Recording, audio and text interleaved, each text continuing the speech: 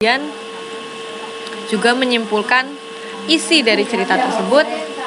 Kemudian yang ketiga, mencari tahu sebenarnya apa yang kita baca itu bercerita tentang apa. Kemudian yang keempat, describe verbal and non-verbal information. Tahu nggak verbal and non-verbal information itu maksudnya apa? Nggak tahu. Menggambarkan, kalau verbal itu kan bener-bener tertulis kayak tadi misalkan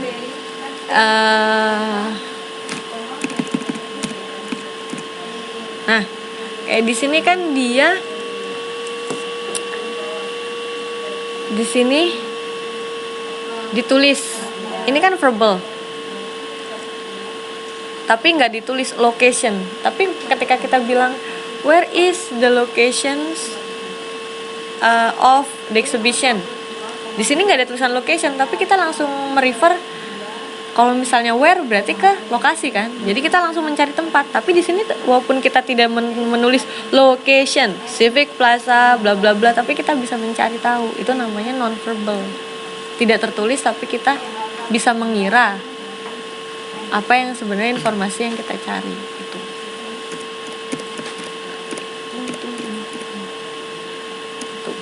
Udah, yang terakhir kan itu. Udah ya?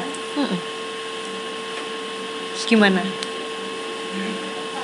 Itu yang skimming reading berarti itu cuman gitu doang ya, Mbak? Iya. Emang modulnya tebel banget. Kan latihan itu, isinya latihan-latihan. Berarti nggak dibaca ini, nggak ada latihannya. Itu kan karena reading. Kalau reading itu kan tebel banget. Iya. Sebenarnya isinya teks semua. Iya. Yang informasi yang dibutuhkan yang dicari-cari paling satu teks sampai 5 gitu kan. Yang reading kalau nggak salah, aku sih nggak ngambil ke sana. Yang isinya itu skimming itu malah di akhir itu. Depannya kayak homonim, sinonim. Iya. Homonim apa? Homonim persamaan suara ya. Kata lah, samaan ininya apa? Bunyi. Contohnya? Kan. Ya. Sama bunyi tapi artinya beda. Ya, here sama here sama juga.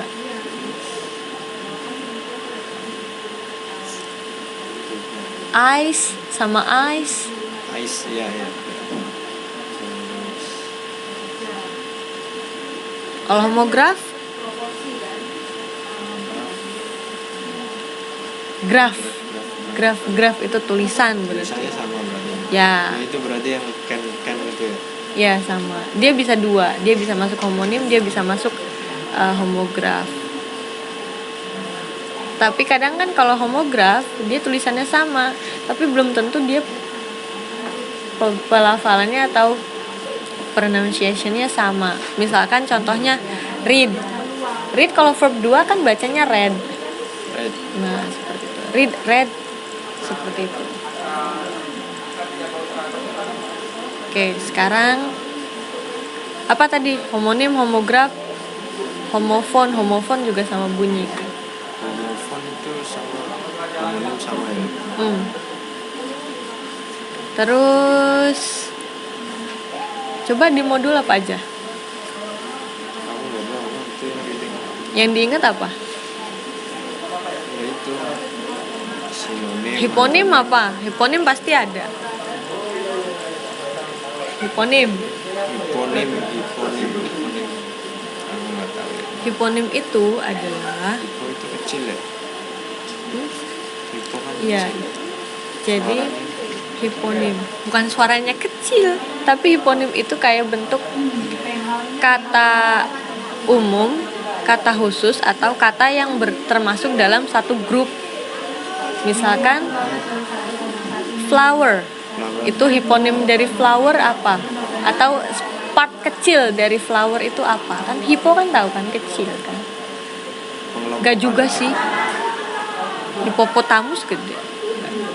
Jadi grup, dia bagian dari grup tersebut. Iya, pengelompokannya.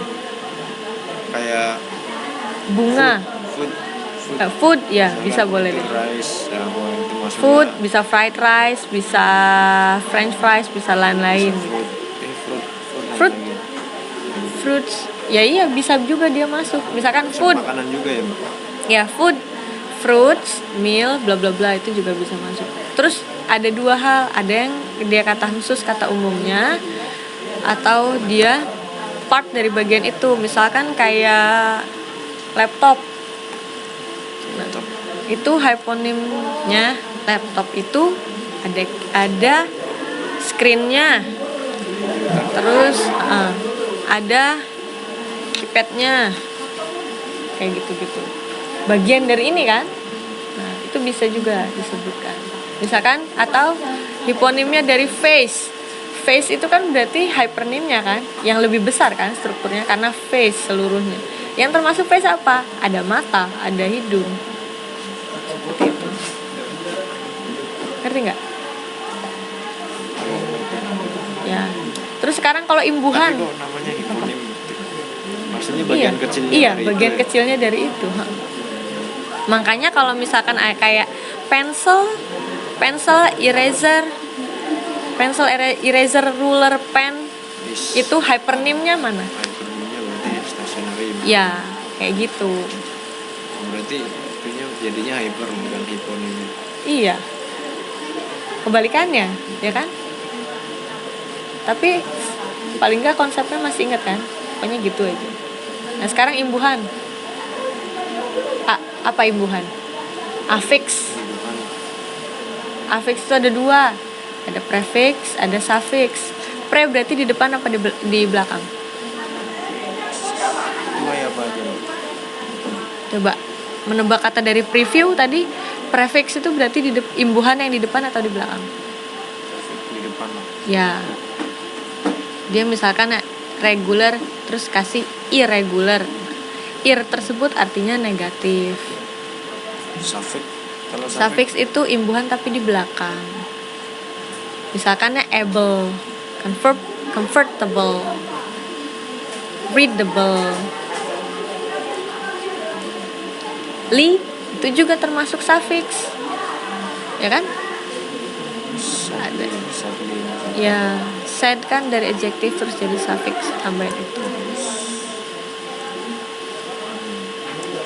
Ya, unhappy dan lain-lain.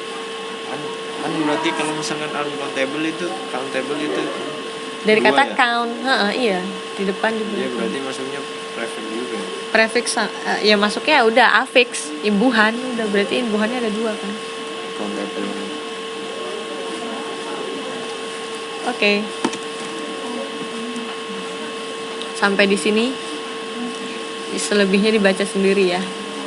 Tapi paling enggak udah ada gambaran dikit-dikit kan tentang kesimpulan semuanya. Ya ada sedikit tapi nggak tahu bentar. Yuk. Oke, dibaca lagi aja semuanya, oke? Ya. Terima kasih. Udah nggak ada lagi Mbak, ntar Mbak. Aku Berapa jam berapa? 2 jam kan biasanya kalau TTM 2 jam. Tadinya aku itu nggak tahu jadwalnya.